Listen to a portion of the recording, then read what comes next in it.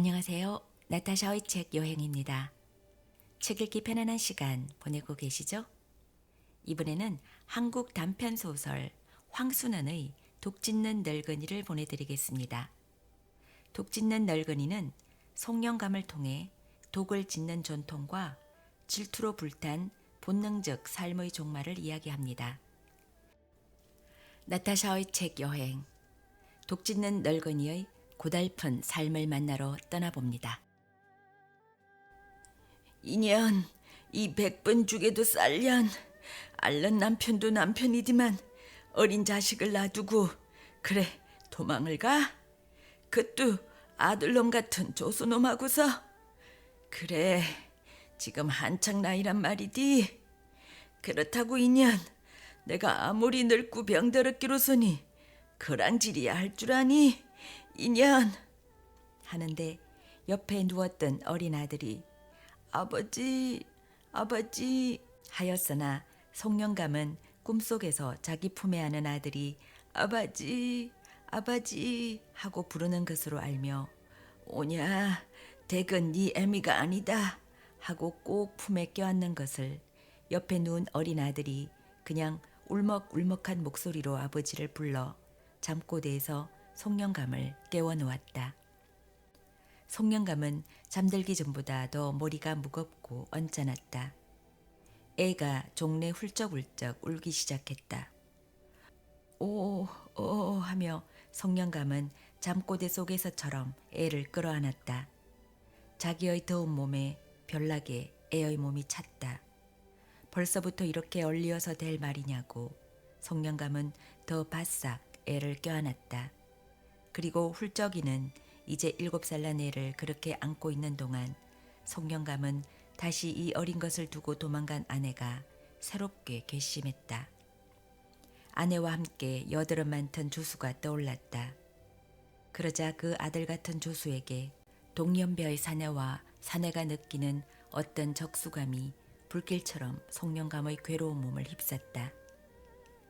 송영감 자신이 집중 잡히지 않는 병으로 알아누웠기 때문에 조수가 이 가을로 마지막 가마에 넣으려고 거의 혼자서 지어 놓다시피 한 중옹, 통옹, 반옹, 멋세기 같은 크고 작은 독들이 9월 보름 가까운 달빛에 마치 하나하나 도망간 조수의 그림자같이 느껴졌을 때 송영감은 벌떡 일어나 부채 방망이를 들어 모조리 깨부수고 싶은 충동을 받았으나 다음 순간 내일부터라도 자기가 독을 지어 한 가마 채워가지고 구워내야 당장 자기네 부자가 살아갈 것이라는 생각에 미치면서는 정말 그러는 수밖에 다른 도리가 없다고 지그시 무거운 눈을 감아버렸다.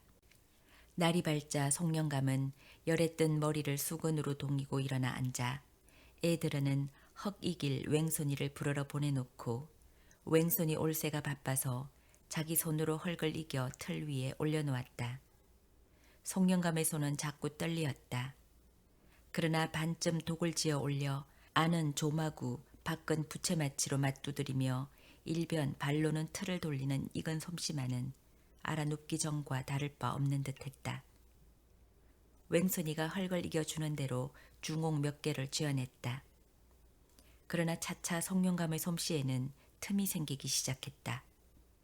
더구나 조마구와 부채마치로 두드려 올릴 때 퍼뜩 눈앞에 아내와 조수의 환영이 떠오르면 짙은 독을 때리는지 아내와 조수를 때리는지 분간 못하는 새 독이 그만 얇게 못나게 지어지곤 했다. 그러나 전을 잡는 손이 떨려 가뜩이나 제일 힘든 마무리의 전이 잘 잡혀지지를 않았다. 열대문도 있었다. 송영감은 쓰러지듯이 짙은 독 옆에 눕고 말았다. 송영감이 정신이 들었을 때는 저녁때가 기울어서였다. 웽손이도 흙 몇 덩이를 이겨놓고 가고 없었다. 언제부터인가 바깥 저녁 그늘 속에 애가 남쪽 장기를 향해 쪼그리고 앉아 있었다. 어머니를 기다리는 거리라. 언제나처럼 장보러 간 어머니가 언제나처럼 저녁 되면 조수에게 장감을 지워 가지고 돌아올 줄로만 아직 아는가 보다. 밖을 내다보던 송영감은 제 힘만이 아닌 어떤 힘으로 겨우 한계를 짚고는 다시 쓰러지듯이 눕고 말았다. 다음에 송영감이 정신이 든 것은 아주 어두운 속에서 애가 흔들어 깨워서였다. 울먹이던 애가 깨나는 아버지를 보고 그제야 안심된 듯이 저쪽에서 밥그릇을 가져다 아버지 앞에 놓았다. 웬 거냐고 하니까 애가 앵두나무집 할머니가 주더라고 한다. 송영감은 확 분노가 치밀어 누가 그랑질에 오라더냐고 밥그릇을 밀쳐놓자 애가 훌쩍훌쩍 울기 시작했다. 송영감은 아침에 어제의 저녁밥 남은 것을 조금 뜨는 것처럼 하고는 하루 종일 아무것도 입에 대지 않는 것을 생각하고는 애도 아직 저녁을 못 먹었을지 모른다고 밥그릇을 도로 끌어다 한술 입에 떠넣으며 이번에는 애 보고 맛있으니 너도 먹으라는 것이었으나 자신은 입맛을 잃은 탐만도 아닌 무엇이 밥 넘기려는 목을 치밀어 올라오곤 해 좀처럼 밥을 넘길 수가 없었다. 다음 날 아침에는 송영감이 죽인지 밥인지 모를 것을 거렸다. 여전히 입맛은 없었으나 어제 저녁처럼 목이 메어 오르는 것은 없었다. 오늘은 또 지어 올리는 독을 말리느라고 처음에는 독 밖에 피워놓았다가 독이 한 반쯤 지어지면 독 안에 매달아 놓은 숯불의 순내까지가 머리를 더 무겁게 했다. 40년내 없이 순내를 다 먹는 듯 했다. 송영감은 어제보다 더 쓰러져 넘어지는 도수가 많았다. 헉 이기던 웽손이가 이래서는 도무지 한가마 채우지 못하리라고 송영감에게 내년에 마저 지어 척 가마에 넣도록 하는 게 어떠냐고 몇 번이나 권해보았으나 송영감은 일어났다가는 쓰러지고 일어났다가는 쓰러지고 하면서도 독짓기를 그만두려고 하지는 않았다. 송영감이 한번 쓰러져 있는데 박물장수 앵두나무집 할머니가 와서 앓는 몸을 돌봐야 하지 않느냐고 하며 조미염 사발을 송영감 입 가까이 내려놓았다. 송영감은 어제 어린 아들에게 그랑질해 왔다고 소리를 쳤던 일을 생각하며 이 아무에게나 상냥한 앵두나무집 할머니에게 미안한 생각이 들어 어제만 해도 애한테 밥이랑 그렇게 많이 줘 보내서 잘 먹었는데 또 이렇게 미염까지 쏘아오면 어떡하느냐고 했다. 앵두나무집 할머니는 그저 어서 식기 전에 한 모금 마셔보라고만 했다. 그리고 송영감이 미염을 몇 모금 못 마시고 사발에서 힘없이 입을 떼는 것을 보고 앵두나무집 할머니는 정말 이 영감이 이번 병으로 죽으려는가 보다는 생각이라도 든 듯 당손이를 어디 좋은 자리가 있으면 주워버리는 게 어떠냐고 했다. 송영감은 쓰러져 있던 사람 같지 않게 눈을 홉떠 앵두나무집 할머니를 쏘아보았다. 그리고 어느새 송영감의 손은 앞에 놓인 미염 사발을 앵두나무집 할머니에게로 떼밀치고 있었다. 그런 말하러 이런 것을 가져왔느냐고 썩썩 눈앞에서 없어지라고 송영감은 또 쓰러져 있던 사람 같지 않게 고함쳤다. 앵두나무집 할머니는 송영감의 고집을 아는 터라 더 무슨 말을 하지 않았다. 앵두나무집 할머니가 가자 송영감은 지금 밖에서 자기의 어린 아들이 어디로 업혀가기라도 하는 듯이 밖을 향해 목청껏 당수나 하고 애를 불러대기 시작했다. 그러다가 애가 뜸막 눈에 나타나는 것을 이번에는 애의 얼굴을 잊지나 않으려는 듯이 한참 쳐다보다가 그만 기운이 지쳐 눈을 감아버리고 말았다. 애는 또 전에 없이 자기를 쳐다보는 아버지가 무서워 아버지에게 더 가까이 가지 못하고 섰다가 아버지가 눈을 감자 더럭 더 겁이 나 훌쩍이기 시작했다. 날이 갈수록 송영감은 독짓기보다 자리에 쓰러져 있는 때가 많았다. 100개나 못 차니 아직 20여 개를 더 지어야 한 가마 충수가 되는 것이다. 한 가마를 채우게 짓자 하고 마음만은 급해지는 것이었으나 몸을 일으키다가 도로 쓰러지며 흰털 섞인 노랑 수염의 입을 벌리고 어깨숨을 쉬곤 했다. 그러한 어느 날 물감이며 바늘을 가지고 한 돌림 돌고 온 앵두나무집 할머니가 찾아와서는 마침 좋은 자리가 있으니 당손이를 주워 부리고 말자는 말로 말이 난 자리는 재물도 넉넉하지만 무엇보다도 사람들 마음씨가 무던하다는 말이며 그 집에서 전에 어떤 젊은 내외가 살림을 엎어치우고 내버린 애를 하나 얻어다 길렀는데 얼마 전에 그 친아버지 되는 사람이 연하음은 살이나 된 그 애를 찾아갔다는 말이며 그때 한 잼을 주어 보내고서는 영감 내외가 마주 앉아 얼마 동안을 친자식 이런 듯이 울었는지 모른다는 말이며 그래 이번에는 아버지 없는 애를 하나 얻어다 기르겠더라는 말을 하면서 꼭 그 자리에 당손이를 주어버리고 말자고 했다.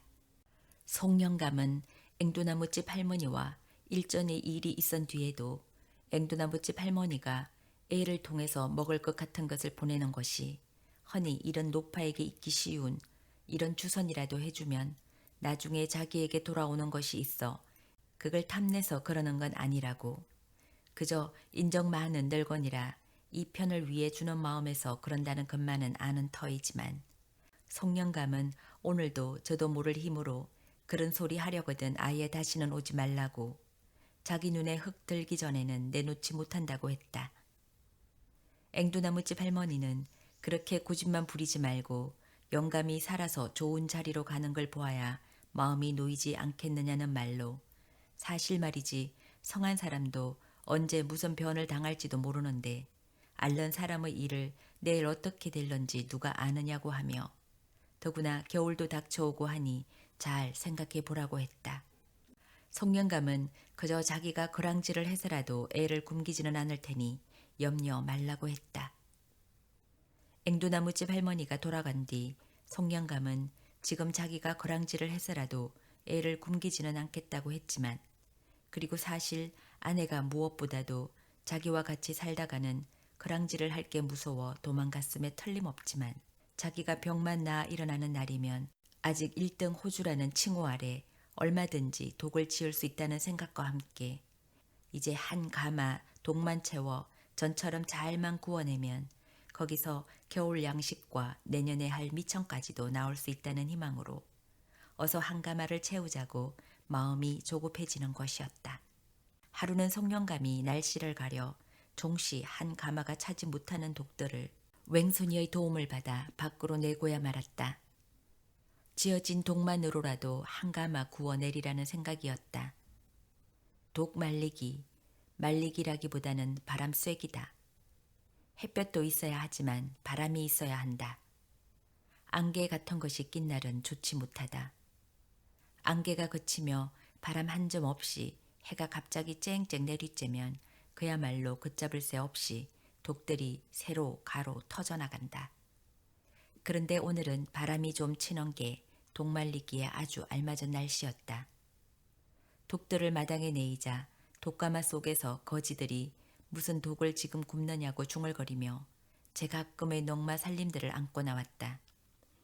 이 거지들은 가을철이 되면 이렇게 독가마를 찾아들어 초가을에는 가마 초입에서 살다 겨울이 되면서 차차 가마가 식어감에 따라 옹기를 찾아 가마 속 깊이로 들어가며 한겨울을 나는 것이었다. 송영감은 거지들에게 지금 뜸막이 비었으니 독 구워내는 동안 거기에들 가 있으라고 하려다가 그만두었다. 전에 없이 거지들을 자기 있는 집에 들인다는 것이 마치 자기가 거지가 되는 것처럼 느껴졌던 것이다. 가마에서 나온 거지들은 혹 더러는 인가를 찾아 동양을 가고 혹 한패는 양지 바른 데를 골라 들어누웠고 며치는 아무데고 앉아서 이 사냥 같은 것을 하기 시작했다. 송영감도 양지에 앉아서 독이 하얗게 마르는 정도를 지키고 있었다. 독들을 가마에 넣을 때가 되었다. 송영감 자신이 가마 속까지 들어가 전에는 되도록 독이 여러 개 들어가도록만 힘쓰던 것을 이번에는 도망간 조수와 자기의 커기 같은 독이 되도록 아궁이에서 같은 거리에 나란히 놓이게만 힘썼다. 마치 누구의 독이 잘 지어졌나 내기라도 해보려는 듯이. 늦 저녁 때쯤 해서 불질이 시작됐다. 불질. 결국은 이 불질이 독을 쓰게도 못 쓰게도 만드는 것이다. 지은 독에 따라서 세게 떼야 할 때 약하게 떼도 약하게 떼야 할 때 지나치게 세게 떼도 또는 불을 더 떼도 덜 떼도 안 된다. 처음에 슬슬 떼다가 점점 세게 떼기 시작하여 서너 시간 지나면 하얗던 독들이 흑색으로 변한다. 거기서 또 너드대 시간대면 독들은 다시 처음의 하얗던 대로 되고 다음에 적색으로 됐다가 이번에는 아주 새말갛게 되는데 그것은 마치 쇠가 녹는 듯 하늘의 햇빛을 쳐다보는 듯이 된다. 정말 다음 날 하늘에는 맑은 햇빛이 빛나고 있었다. 겹불 놓기를 시작했다.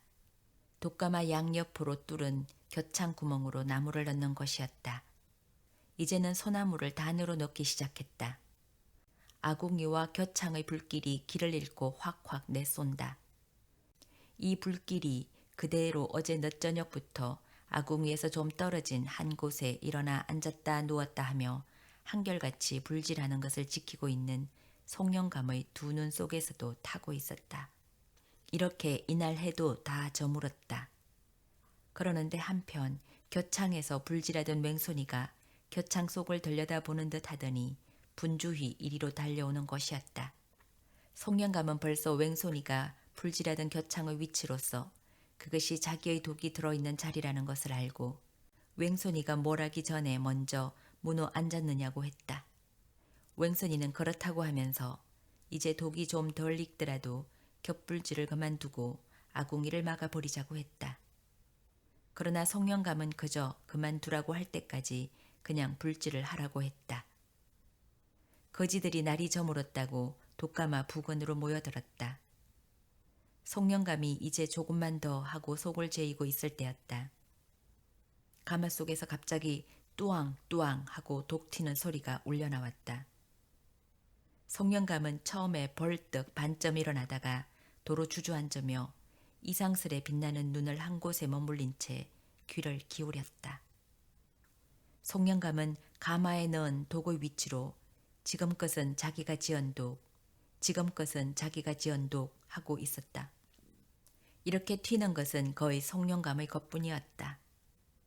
그리고 송영감은 또 그 튀는 소리로 해서 그것이 자기가 앓다가 일어나 처음에 지은 몇 개의 독만이 튀지 않고 남은 것을 알고 웽손이의 거치적거린다고 거지들을 꾸짖는 소리를 멀리 들으면서 어둠 속에 그만 쓰러지고 말았다. 다음 날 송영감이 정신이 들었을 때에는 자기네 뜸막 안에 뉘어 있었다. 옆에서 작은 몸을 오그리고 훌쩍거리던 애가 아버지가 정신 든 것을 보고 더 크게 훌쩍거리기 시작했다. 송영감은 저도 모르게 애 보고 안 죽는다, 안 죽는다 했다. 그러나 송영감은 또 속으로는 지금 자기는 죽어가고 있다고 부르짖고 있었다. 이튿날 송영감은 애를 시켜 앵두나무집 할머니를 오게 했다. 앵두나무집 할머니가 오자 송영감은 애들어 놀러 나가라고 하며 유심히 애의 얼굴을 쳐다보는 것이었다.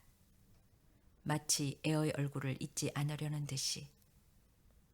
앵두나무집 할머니와 단둘이 되자 송영감은 눈을 감으며 요전에 말하던 자리에 아직 애를 보낼 수 있겠느냐고 물었다. 앵두나무집 할머니는 된다고 했다. 얼마나 먼 곳이냐고 했다. 여기서 한 20-30리 잘 된다는 대답이었다. 그러면 지금이라도 보낼 수 있느냐고 했다. 당장이라도 데려가기만 하면 된다고 하면서 앵두나무집 할머니는 치마 속에서 지점 몇 장을 꺼내어 그냥 눈을 감고 있는 송영감의 손에 쥐어주며 아무 때나 애를 데려오게 되면 주라고 해서 맡아두었던 것이라고 했다. 송영감이 갑자기 눈을 뜨면서 앵두나무집 할머니에게 돈을 도로 내밀었다. 자기에게는 아무 소용없으니 애 업고 가는 사람에게나 주어달라는 것이었다. 그리고는 다시 눈을 감았다. 앵두나무집 할머니는 애 업고 가는 사람 줄 것은 따로 있다고 했다. 송영감은 그래도 그 사람을 주어 애를 잘 업어다 주게 해달라고 하면서 어서 애나 불러다 자기가 죽었다고 하라고 했다. 앵두나무집 할머니가 무슨 말을 하려는 듯 하다가 저고리 고름으로 눈을 닦으며 밖으로 나갔다. 송영감은 눈을 감은 채 가쁜 숨을 죽이고 있었다. 그리고 무슨 일이 있더라도 눈물일랑 흘리지 않으리라 했다. 그러나 앵두나무집 할머니가 애를 데리고 와 저렇게 너의 아버지가 죽어간다고 했을 때 송영감은 절로 눈물이 흘러내림을 어찌할 수 없었다.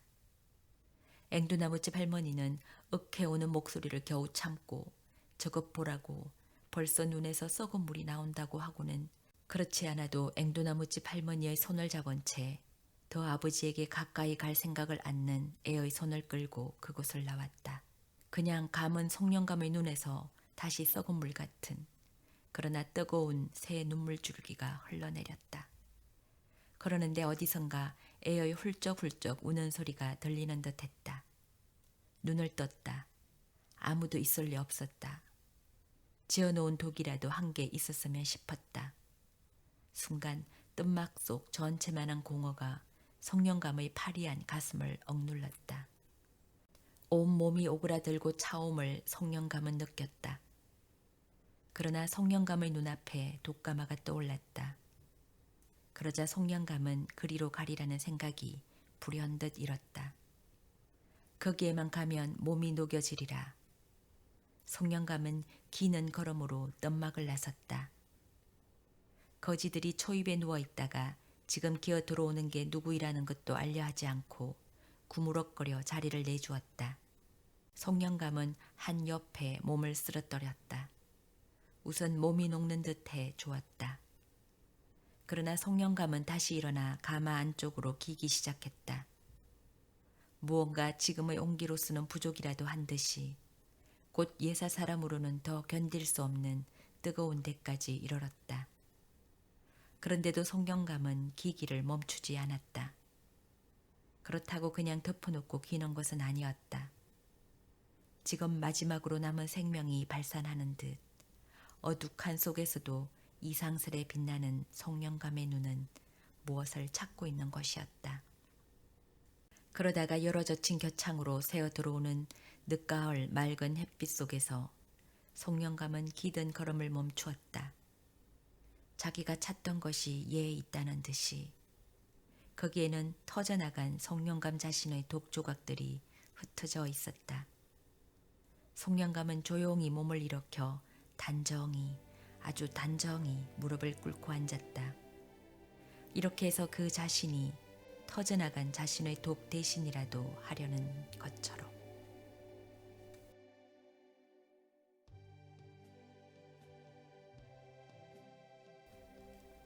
사람이 죽음을 맞이할 때는 귀서 본능이 작용하는가 봅니다. 성령감이 자신이 지은 가마 깊숙이 들어가 죽음을 맞이하는 것을 보니요. 사는 것이 무엇인지 생각하는 소설입니다. 지금까지 나타샤의 책 여행이었습니다.